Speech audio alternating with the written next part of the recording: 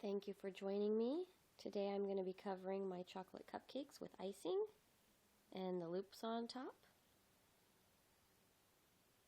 We'll go ahead and we'll get started because I know my tutorials are rather long. To get nice little loops on top, what I start with is some scrap clay, and I will roll it into a log. So once you have it rolled into a log, you lay it down straight and cook it in the toaster oven. Then you'll chop a little section off, and that is actually going to be like a stamp to create nice looking consistent loops. As I said before, I'm all about trying to use tools to make them more consistent. This is one that is just the right size for me and my little cupcakes.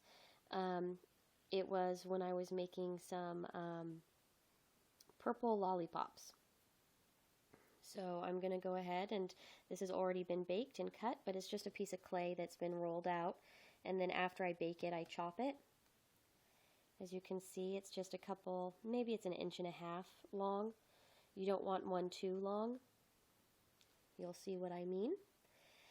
So the body of my little cupcake is about 3/4 translucent primo to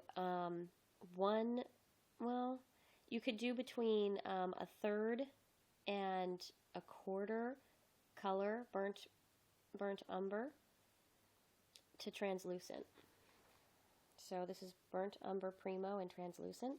I roll it into a ball, and then after rolling it into a ball, trying to see if we could get this to focus. There we go. I just keep on twisting and twisting to get the cupcake shape. So there we have a basic cupcake shape. I let it be longer and more slender because they get a little squished down during the texturing part. So there's my little cupcake body. This is a thin sheet of clay. It's on the 4th setting of my pasta roller. It's an Atlas, the fourth thickest setting. So there we go. I take a round cookie cutter, cut myself out a piece, and this goes on top. So I put that right on top of my cupcake base. That color that I just showed is actually a little bit of hazelnut, Sculpey, and the rest of it is burnt umber primo. Sorry. So I just smooth it down. I really need to watch that I'm showing you on camera and not getting off to the side. So I just smooth down. So I smooth down the top color. We just want it darker. So you see that there is a layer of icing when we're done. I continue to roll it to make sure that it is kind of slender and tall, not flat like a cupcake. Now, from here, I took white and conditioned it. This is white primo. I took some white primo, I conditioned it, and you roll it out into a thin snake. If you have a clay extruder, you can run it through a clay extruder on a circular pattern. I show that in some of my other videos. I use one from Walnut Hollow, and one of these days I'll actually get a new Walnut Hollow so you could see the packaging, and I'll show you the clay extruder. So what I did here is I took my baked roll and I'm marking in the center and on either side. And if you notice, this is actually a little bit above halfway. So that marks where we're going to put our loops. And then I let it rest in the furthest one on the right. This is because I'm left-handed. If you're right-handed, you can do it in reverse. You can have it sitting on the left-hand side instead. But with clay, you pretty much use both hands, so you can choose what's more comfortable to you. I take my strip of white clay and I start wrapping it around,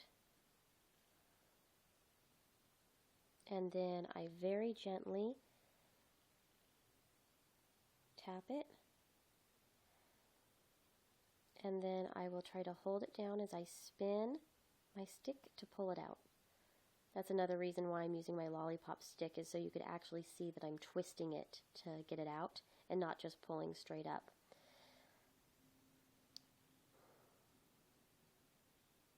So from here, we loop around again. Usually when I'm doing this step, I'm very, very close to the clay. It's harder to do this on the table instead of in my hands close to my face and chest. But it's the same step, holding it down, twisting, and pulling up. Then I lay it in the last indent I made, and it's pretty much the same thing. I wrap it around.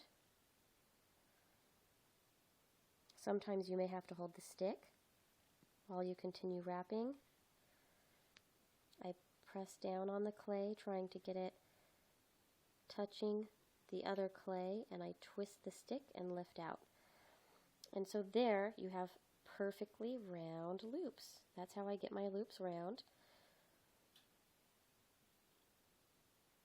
Like I said, I'm really thinking about construction a lot and consistency, and I want to make sure my pieces are all consistent, so that way when somebody buys something, it's not going to be terribly different than what they see in the picture, because I might make 30, 40 at a time, and I don't want to take individual pictures of every single one before I list them in my shop. So it's important I have them looking very close. So there we go. Now I'm going to show you how to texture them. The key with any cake and cake type texture is really all about letting your clay rest. You need to let it rest at least an hour or two. For the bottom of my cupcakes, it's kind of like the cake texture. I move it around in circles. Let's see if it will focus again. Focus, focus. I don't want it to be too fuzzy for you guys, but I move. Oh, hold on one second. Sorry. That was my oven telling me I had a cupcake done. Okay, so here we go. I go in circles all around the whole bottom. This isn't necessary, but I'm pretty rough with the bottom. I don't worry too much about it. It sets, and then it also cooks on the bottom, and it kind of helps get some of the texture out, plus my fingers do. And it looks more like the bottom of a real cupcake. If you look at the ones you buy from the store that look kind of like this, it is flattened on the bottom and on the sides a little bit. So what I'm going to do from here is very carefully, I hold, let's see if I could get this in front of the camera. So I'm holding it on either side of the loops. So I'm trying not to touch the loops that we just had. We don't want to smash the loops. So I use my fingers on the sides of the cupcake while I start texturing. Let's see if I could texture here. It's kind of awkward where to have my hands in front of the camera between me and my hands. So I'm going to do my best here that I can to see if I could show you how I texture it. Focus, camera, focus. So I'm waiting for it to try to focus. There we go. That's a good shot. So what I do is I go in tiny little circles. I use my safety pin You could also use one of those little sewing pins that you use to hold the pattern to the fabric. But I just go in tiny little circles over each other. Keep going in circles, circles, circles, circles, circles, over and over and over on top of each other. And as I continue, I will work my way around. But I'm holding on to either side of the cupcake, not touching the loops. I do have pictures of this in the written tutorial as well. I'm going to show you now a cupcake that has already been textured on almost all sides. I usually, even after I'm done, is roll it in my hands once.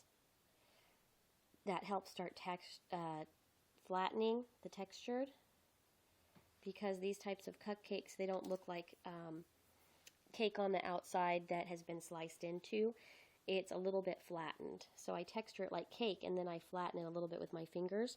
I use my heart cookie cutter, like you've seen me do with a few of my other projects, and I press down.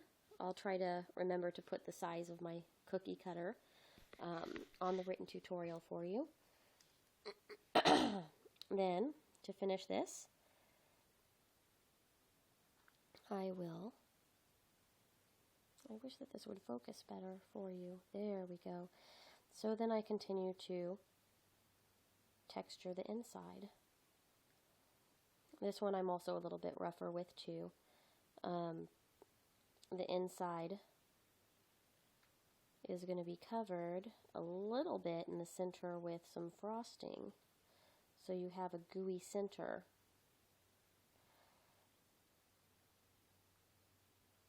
So there we go.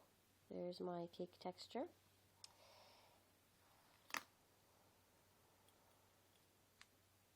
And then I'm going to flatten out the side a little bit there.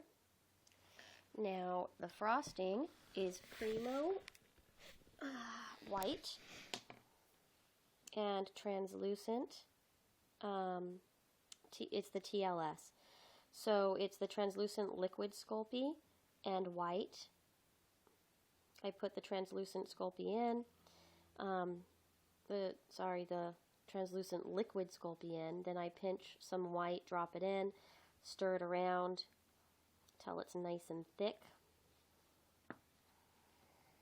You could take your safety pin, or if you have toothpicks, you can use a toothpick. I remove a little bit,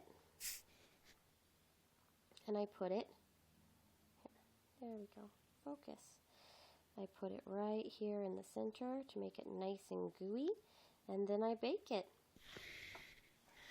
After baking it, and this is where you have to decide what you like the look of best or not, but after I bake it, I add a little bit of triple thick glaze to just the white center, and then also on top. I like that it's pretty thick. I really, honestly, hopefully wish that Polyform will listen to me someday and bring back their